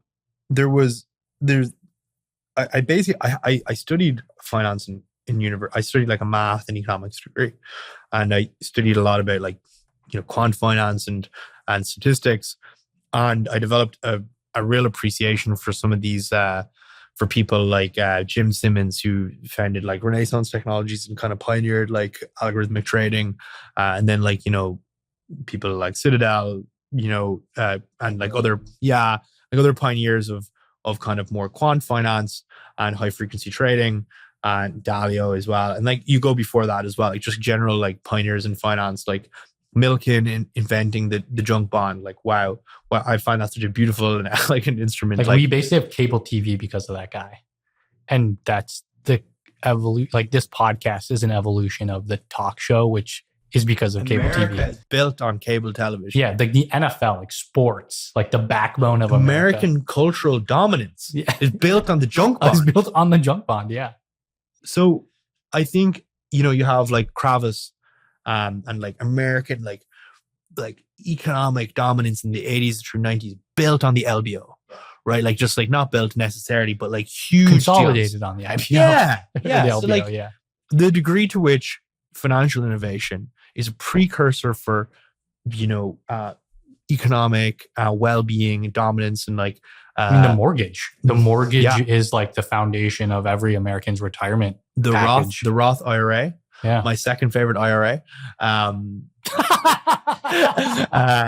people who don't know the Irish, I just look up Irish IRA, Republican, Irish Republican Army. Or the 401k, a good example of this. The 401k is called the 401k because it's paragraph 401, item K, snuck into some bill in the US in the 70s, and it basically created the vessel for the one of the greatest like developments of a middle class that humanity has ever seen. Like the creation of the American middle class is like an economic development, like miracle. Social Security, another one. I actually I legitimately think that's a pyramid scheme. This current Social Security model, but another like we enabled a class of retirees to exist and actually retire. Like people can retire now because of this stuff. Retirement wasn't a thing. You just worked until you died. So financial innovation, as we've evidenced from all these examples, is incredible. It's beautiful. It's elegant. Yeah. However, you have this like group of people that coalesce around technology and finance. Some people call them VCs. And some people have other words for them. And they claim to be innovators of some description. Yeah. And okay, what? The peak of their innovation is the YC safe with a 20% discount. That's the frontier. The people funding tomorrow, the best they can come up with is, sorry, I'm getting excited, is like a YC safe with a 20% disc. Wow. Hats off to you. You are, wow, what a pioneer you are. You're incredible. The greats of finance are shaking in their boots looking at you and your massive brain. So you're not even getting real equity in the business. Like it's fake equity. It's like a simple agreement for future equity. Yes. So my conviction here is that there is a lot still left to shake out at the intersection of financing tomorrow and like at the intersection of technology and finance and financing tomorrow. And I think there, like, like the retort to this would be something like, financial complexity is like, it's a bad sign when a company has like financial complexity. It's like, what are they trying to hide? The good companies shouldn't need that. I'm like, yes, but like, also it's like also, I don't know. I think that's like, what is the basis for that? Like, what is your actual basis for that? Other than like your pattern matching to other companies that done it, just because other companies have done. So anyway, long story short, I think there's something that there's more that can be done here, especially as we move into a world from a kind of a bits world to an atoms world. I think there's definitely going to be interesting questions to ask about, like, how do we finance data center development? How do we what does the business model look like for large language models? Like, okay, we're just going to do advertising again. Great. I mean, it's a beautiful business model. Advertising is great, right? And like, God knows I'm already using ChatGPT to like buy a lot of things on the internet, right? Or so like for sure. We've got to give Sam Altman his take. Yeah, for sure. Like, take his pound of flesh. Thank you, Mr. AI, and Tim Apple and all these good people. Yeah, like Tim Apple's my favorite. Yeah, but I don't know. I think there's more to be done here, and I've been thinking a lot about it. So, what would you do? Like, if you were to propose a new financing structure of some kind for a innovative technology business, what's a different take on it? I think for sure, like, basically, like, debt financing, like at earlier stages is becoming interesting. I even just saw like a graph today that like the biggest private equity firms in the world now are actually just private credit firms. And like they're like the proliferation about credit in the last, like, has been one of the dominant trends in finance the last 10, 20 years. It really hasn't come down though to the kind of like startup level, really. So I think there's like interesting plays here that like when we're deploying hundreds and thousands of these vehicles out there in the world, like that we're like working with a debt partner so that we're not like paying for all of that with our thing up front. And we're talking to some debt providers at the moment to kind of tee that up. I think another interesting concept is like the use of basically like doing buyouts on traditional like businesses, cash flowing businesses, and juicing up margins with technology. So this would be us buying an offshore survey company, running a 5-10% margin and juicing it up to a 25% margin with the use of our technology, right? And also like the benefits of that as well are that like we get revenue, which is like very important to technology business. These aging business owners get like an out for their business. And again, I would use debt to finance that. I think there's a lot of hardware businesses that can do that. We're starting to see a little bit of it with software, with like these companies. Accounting firms, I've seen is a pretty common one rolling. Yeah, like firms. Slow Ventures has this really good thesis called the growth buyout. They've been running this playbook on some software businesses. Parking software, and then they're acquiring parking lots. Yeah, so I think that's that. But I think you can do the equivalent in hardware. I think that's really interesting. I think there's another interesting idea where I believe it's I think it's Every, which is the media company, did a round recently, and like but the round is like they're getting 5 million, but it's a facility that they can draw down on as they need. It's not like they're not getting the 5 million today. It's like they get the ability to draw down on 5 million. Line of credit. Yeah. And I think that's really interesting. How many companies have been foie gras with capital and then their fucking liver bursts, right? Like, it's like this idea that like you have to take all of the money and then use it. That doesn't make any sense to me. Yeah. So it would be, that you have 5 million available to you, but you might only need to use 2, so you don't fully dilute yourself on the 5 million. Yeah, exactly. Yeah. As an investor, though, you want to deploy capital. You want that's the thing. That's the difficult. So it would have to come from an investor that believes they can get better deal flow, higher upside from that by doing that this innovative product. Yeah. Of basically saying like, this is like massive TAM, incredible founder, great market. We know this is like 1,000x return from here, like upside, and we will probably cut our returns in half. Yeah, because we only deploy half of ultimately what we think. But like, they might actually take it though too. It's like they might actually end up using it. Yeah. The worst would be you do this deal with someone, like you find like literally like, let's say Cursor 3 years ago. I don't know what the first round is at. We'll just say it's like 10 million posts, and now it's worth like 10 billion. Yeah. You gave them this line of credit of it's worth 5 million. They use none of it, and like you get no equity in that. Like that would be a real bummer. Well, I think the way you use it is you use it to win deals. In a world with ever crowded and people are trying to stand out with podcasts or other like ways, or like media, or like like these firms that are developing these like platform teams and stuff like that. Like I do think that like for me, like helping a founder to try to minimize dilution of their business, I'm going to partner with that guy 10 days a week. If he's got like a debt fund that he's going to like, or she is going to write like nice terms for me, and that will help you win the better deals. Yeah. I feel like you'd have to package it with equity. Like you do a $2 million equity check, and it's like, you make sure that you actually get to make the investment. But then like, we've got this line you can draw on anywhere from 0 to 10. Yeah. And you might take 1, you might take the full 10, but like, even if you don't use it, we still did invest. And like, we made sure that we got to participate in some way. Yeah, I think so. Yeah, I think so. You think you'd have to have, that's what I mean. Like it would be part of the equity and debt deal. Yeah. That's an interesting way to think about it. I think I think one of these stereotypes that Silicon Valley loves to like shit on is the MBA. Right. And like, it's the finance bro.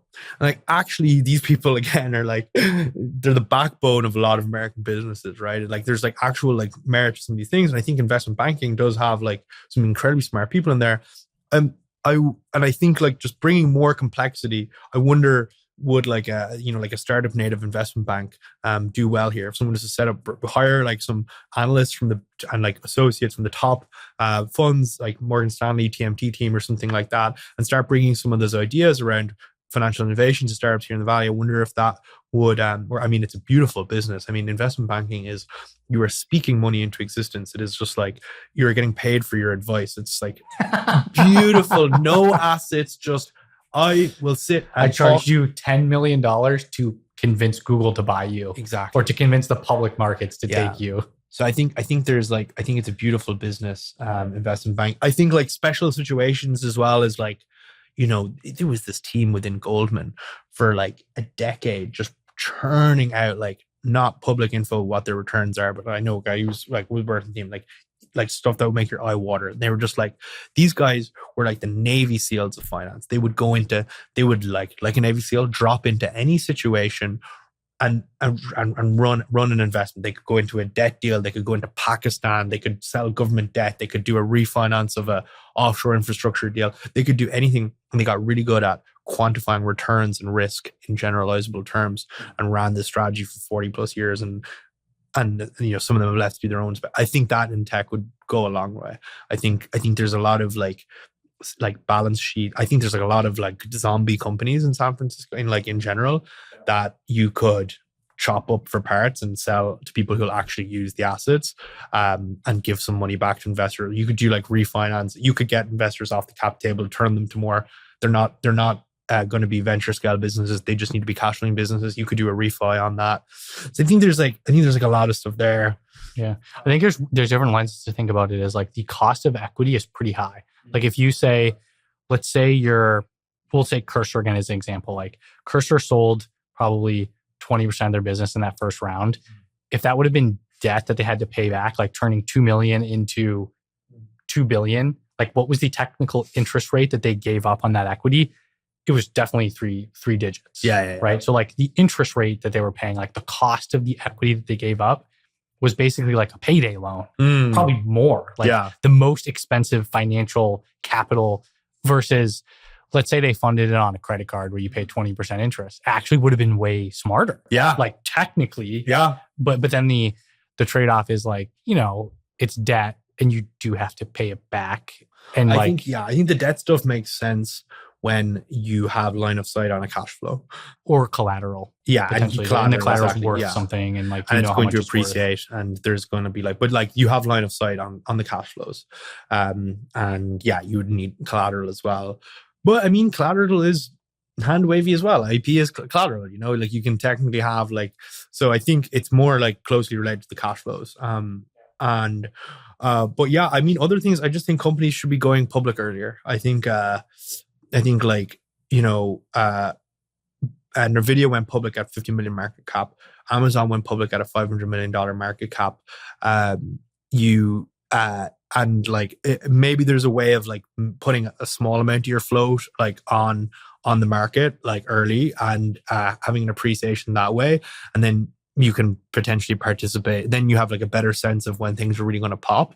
Like I think it's a travesty that you have these tech companies going public and they get a 3x pop on day one, and then you have these like kind of like predatory hedge funds that will just kind of take IPOs in New York. And I know a guy used to work on one of these funds and they just get a call being like, hey, do you want to, Figma's going public tomorrow, do you want like 50 million? And they just buy it and they just triple their money like on the same day. And there's like whole funds that strategy that it's like someone needs to eat their lunch. Like they should not exist. They're not working hard for their money. They should not exist. So I think that would be interesting as well. Dude, when Anduril goes public, Lord have mercy. Meme stock of the century. It's going to make Palantir look like a baby, like a party. Like Jesus, it's 1 trillion, another $1 trillion to Anduril. The one meme with like the SpongeBob dunking meme, another trillion to Anduril. You know that one? Yeah. Oh my God, it's going to look like a tea party.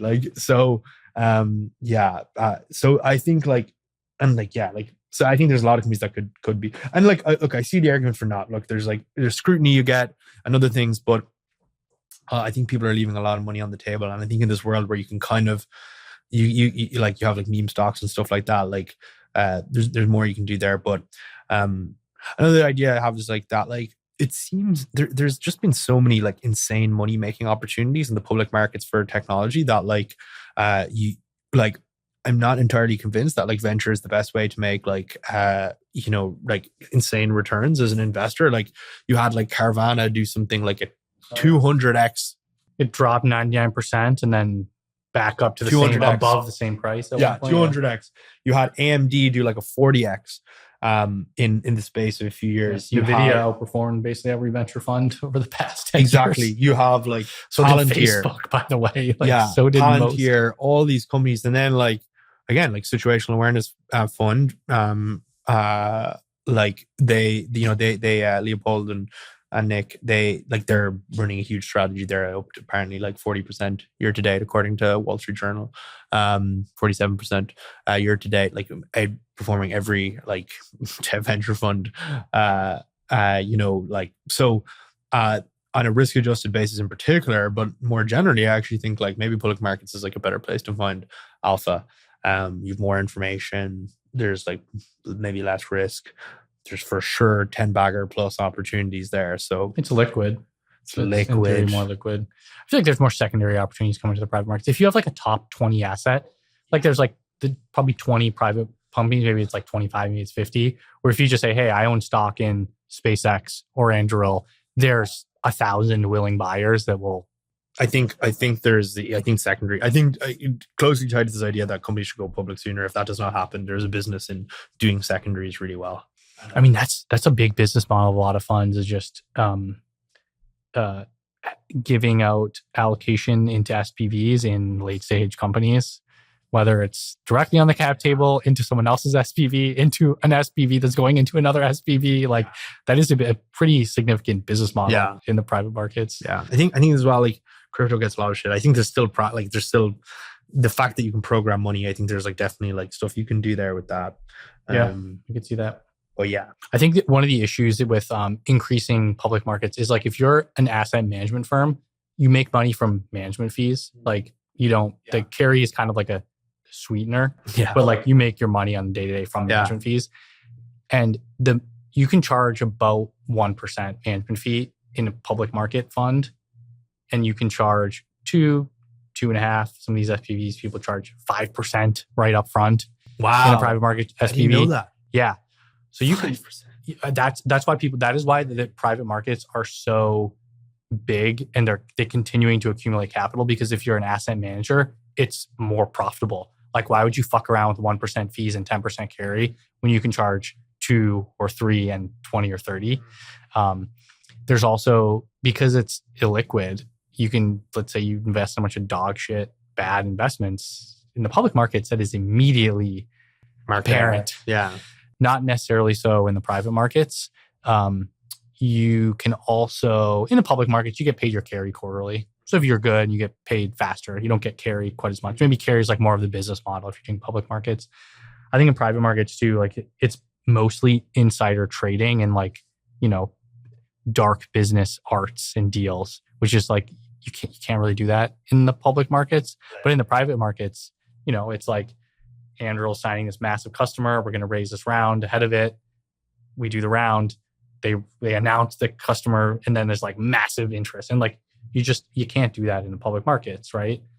You can't trade insider information, but that is how startup financing and private market financing, like, when you're an investor and you're pitching to your LPs, you're saying, like, I have this edge. I have this access to information that no one else has. Like, I insider trade is basically what it is. So yeah. So it's kind of like, you can argue it both ways. And it's kind of like there's different incentives for different people. And it's like, I think the interesting with SPACs is you can relay information differently. Like, if you do a traditional IPO, you have to be pretty careful what you say. With SPACs, you can just be like, a couple of years, we're going to get to $1 trillion in revenue. Yeah. Right? Or like, the TAM is $1 trillion, and we think this company will be worth 1 times TAM. Yeah. Or like, whatever the crazy thing that people were saying, which gave them a bad rep. Community adjusted EBITDA. Yeah, you can like literally just say whatever you want, and there's not as much, enforcement around it. Yeah. So there's like, I think you need to, and that's why some people benefited from SPACs and did a lot of them, is because you can like disclose things in different ways strategically. So, I know you have an interesting. You think we should be doing more SPACs? Well, I think for sure they're stupid in a lot of ways, but I don't think we should throw the baby out with the bathwater at the same time. I think there is a lot of idiots. Some of them very well known. They're back now. They're going at it around this. SPAC is back. But I think I just want to see more public market access to the greatest investment opportunities of our time. Do you know this guy? His name's Brad Jacobs. I think his name. He's founded like $8 billion companies. Oh, his strategy. One of them is he started waste management. He like rolled up garbage collection companies. Another one is, what's it called? It's like a logistics trucking company. It was like a third party freight forwarding business. It's publicly traded. I'm blanking on the name. But he started about 8 companies that are worth over $1 billion and like exited.